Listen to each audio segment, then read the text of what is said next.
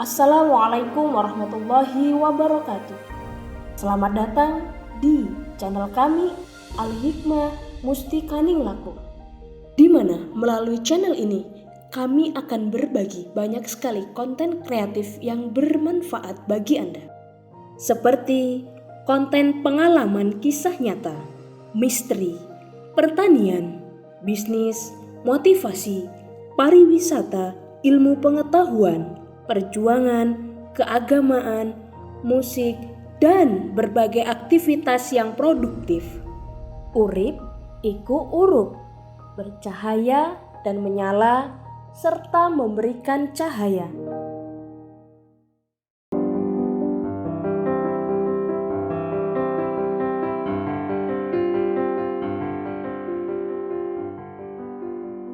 Halo sahabat-sahabat Al-Hikmah Mustikaning Laku, semoga kalian dalam keadaan baik ya. Seperti biasa, aku akan berbagi cerita-cerita misteri yang tentunya berasal dari kisah nyata. Kisah yang akan aku ceritakan kali ini adalah kisah dari kakek Ayu.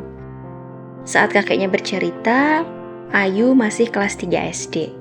Daripada penasaran, kita langsung masuk ke ceritanya.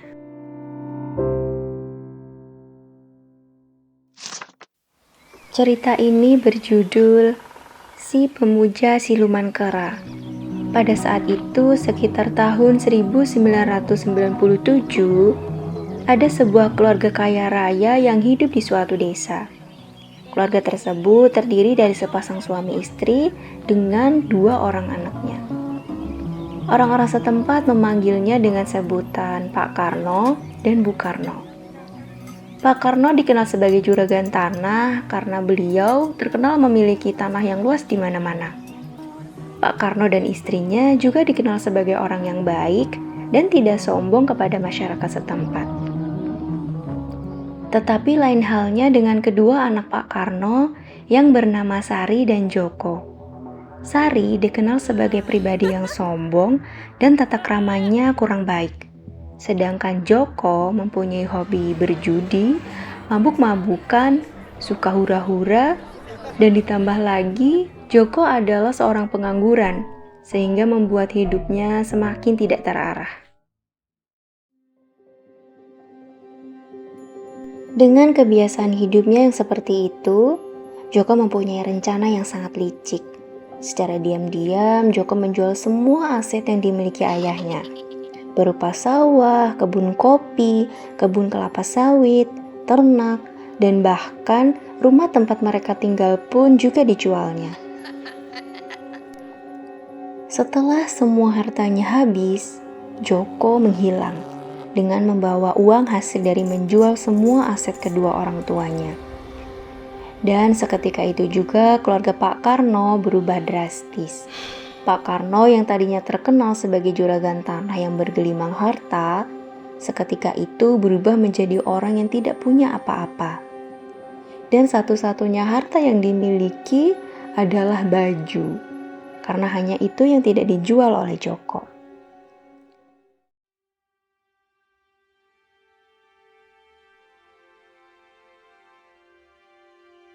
Karena sudah tidak memiliki apapun, akhirnya Pak Karno, istri beserta anak perempuannya yaitu Sari memutuskan untuk pindah tinggal ke desa yang lain. Dengan berbekal peralatan seadanya, Pak Karno pun membuka lahan sedikit demi sedikit.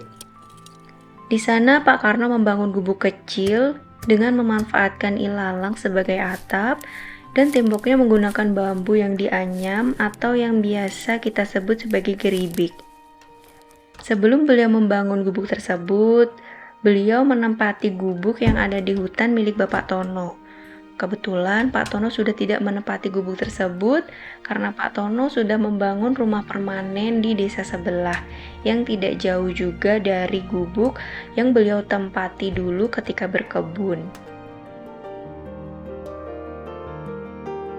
Dan di sanalah kehidupan baru mereka dimulai. Dengan kondisi badan yang sudah mulai renta, Pak Karno tetap berusaha untuk menghidupi istri dan anak perempuannya. Namun karena keterbatasan modal, maka beliau memanfaatkan bahan yang ada di alam sekitar. Pak Karno mulai membuat kerajinan tangan berupa atap rumah yang dianyam menggunakan ilalang, membuat geribik, serta sapu lidi untuk dijual. Meskipun tidak setiap harinya laku, tetapi beliau tetap semangat. Sedangkan istri Pak Karno sendiri hanyalah ibu rumah tangga, sehingga untuk memenuhi kebutuhan makan dan keperluan sehari-hari, mereka masih serba kekurangan karena hanya mengandalkan hasil jualan Pak Karno. Semakin hari, kehidupan Pak Karno semakin sulit. Bahkan, setiap harinya keluarga Pak Karno hanya makan menggunakan nasi tiwul atau nasi yang dibuat dari singkong yang dikeringkan dengan menggunakan lauk seadanya.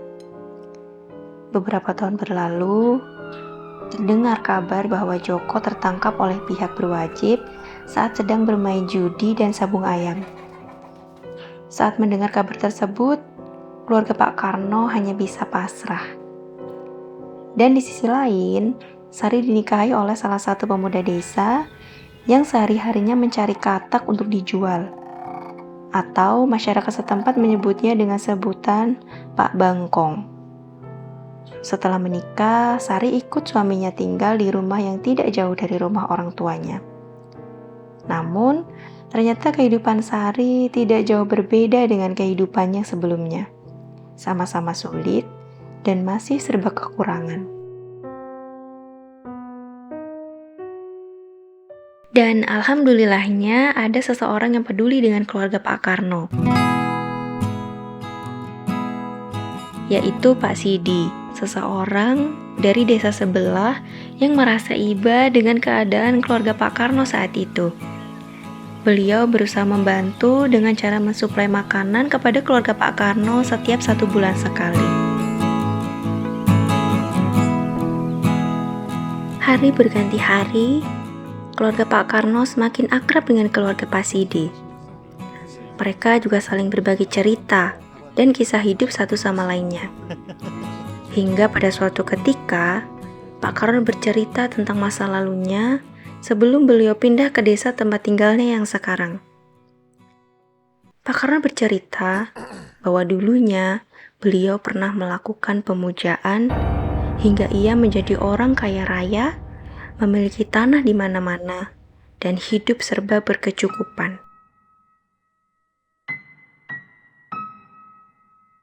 Pak Karno mengaku bahwa pernah melakukan pemujaan di salah satu gunung yang tidak boleh disebutkan namanya. Di sana ia mendapatkan ajian kera putih dan mengamalkannya. Pak Karno juga menjelaskan bahwa pemanggilan kera putih itu dilakukan setiap malam 1 suro atau malam Selasa Kliwon dengan berbagai ritual yang harus dilakukan, seperti meminum darah anjing sebanyak 3 gelas, lalu membakar bangkai anjing tersebut sampai menjadi abu. Kemudian abu tersebut dicampurkan air yang ada di dalam gentong dan digunakan untuk mengguyur seluruh tubuhnya. Setelah ritual itu dilakukan, Pak Karno mampu mengubah batu menjadi emas. Dan bisa kalian tebak? Ya, benar. Dari sanalah sumber kekayaan Pak Karno didapatkan. Lama-lama Pak Karno merasa bosan juga dengan serangkaian ritual yang biasa ia lakukan. Hingga ia didatangi oleh siluman kera tersebut dan diberi peringatan bahwa jika kamu lalai meminum darah anjing tersebut, maka semua harta yang sudah didapatkan dengan mudah akan hilang. Karena saat itu Pak Karno merasa yakin bahwa harta yang ia miliki akan aman, maka ia pun mengabaikan segala peringatan yang diberikan oleh siluman kera tersebut. Hingga saat harta itu benar-benar habis tidak tersisa, Pak Karno mulai tersadar. Ia merasa berdosa dan sangat menyesal atas perbuatan yang telah ia lakukan selama ini. Terlebih lagi, perbuatan tersebut adalah perbuatan yang dilarang oleh agama. Dan beliau ingin bersungguh-sungguh bertaubat kepada Tuhan Yang Maha Esa. Kemudian beliau berpesan kepada Pak Sidi agar kelak di usianya yang ke-100 tahun, jika ia sulit menghadapi sakaratul maut, maka tolong bantu ia untuk melepaskan ikatan bangsa jin yang telah bersemayam di tubuhnya selama ini.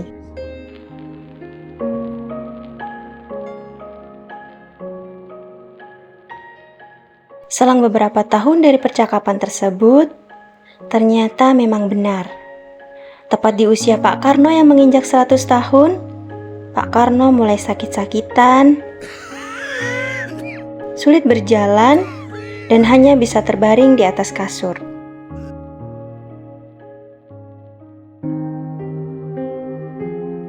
Melihat kondisi Pak Karno yang semakin lama semakin memprihatinkan, Pak Sidi teringat dengan pesan Pak Karno yang dulu pernah beliau sampaikan saat masih sehat, yaitu untuk melepaskan dirinya dari ikatan jin. Dan pada akhirnya, Pak Sidi mulai melakukan ruqyah dibantu oleh Pak Mijan, yaitu seorang tetangga desa yang rumahnya tidak jauh dari rumah Pak Karno. Mereka kemudian bersama-sama mulai membaca Yasin dan doa-doa. Tidak berselang lama, akhirnya ruh Pak Karno pun keluar dari jasadnya. Namun, betapa kagetnya, seketika itu juga jasad Pak Karno berubah menjadi seekor kera putih. Istri dan anaknya yang melihat kejadian tersebut sangatlah takut dan menangis histeris. Pak Sidi dan Pak Mijan berusaha menenangkan keadaan dan bergegas memanggil warga untuk membantu proses pemandian jenazah hingga pemakaman. Setelah warga sudah berdatangan ke kediaman Pak Karno, mereka lalu membagi tugas. Sebagian ada yang menyiapkan tempat untuk memandikan jenazah dan sebagian lagi mengurus pemakaman. Warga yang bertugas memandikan jenazah sudah bersiap dengan beberapa peralatannya. Kemudian jenazah pun mulai diangkat ke tempat pemandian. Ketika kain penutup dibuka, warga yang bertugas memandikan jenazah tersebut kaget dan berteriak histeris. Wajah mereka seketika berubah menjadi kebingungan serta ketakutan. Sebab yang mereka lihat saat itu bukanlah jasad Pak Karno, melainkan sosok kera putih yang ada di tempat pemandian jenazah. Suasana menjadi sangat riuh saat itu. Ada yang lari pulang, ada yang tidak berani mendekat, dan beberapa yang lain berusaha mendekati Pak Sidi dan keluarga Pak Karno hanya untuk bertanya, apakah kera ini yang akan kita mandikan? Lalu Pak Sidi dan keluarga menjawab iya. Mereka menjelaskan bahwa Pak Karno berubah menjadi kera putih. Pihak keluarga juga memohon kepada sebagian warga yang masih berada di sekitar rumah agar warga tetap bersedia membantu sampai selesai proses memandikan, penguburan jenazah, hingga proses-proses lainnya. Hal aneh pun kembali terjadi ketika proses pemandian.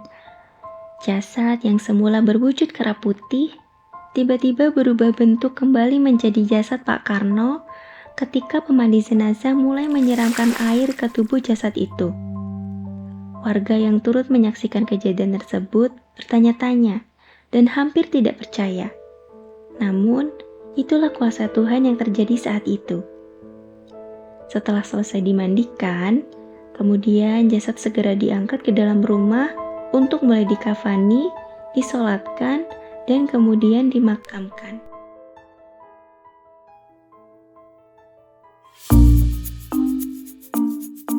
Oke, sahabat Al-Hikmah Mustika Ninglaku, itulah kisah dari Pak Karno yang dulunya melakukan pemujaan demi untuk mendapatkan harta duniawi. Semoga kisah beliau dapat menjadi pembelajaran untuk kita agar selalu berpegang teguh kepada Tuhan Yang Maha Esa, bagaimanapun situasi dan kondisinya, karena perbuatan tersebut adalah perbuatan yang syirik. Dan saat ini, beberapa tokoh dalam cerita ini sudah meninggal dunia. Mari kita doakan agar mereka semua diampuni segala dosanya serta ditempatkan di sisi terbaik Allah Subhanahu wa Ta'ala. Amin, Allahumma amin. Sampai jumpa di segmen selanjutnya ya.